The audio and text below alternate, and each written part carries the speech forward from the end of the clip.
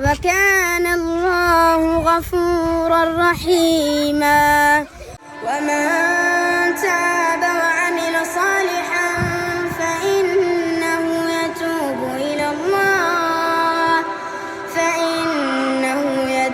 إلى الله متابا.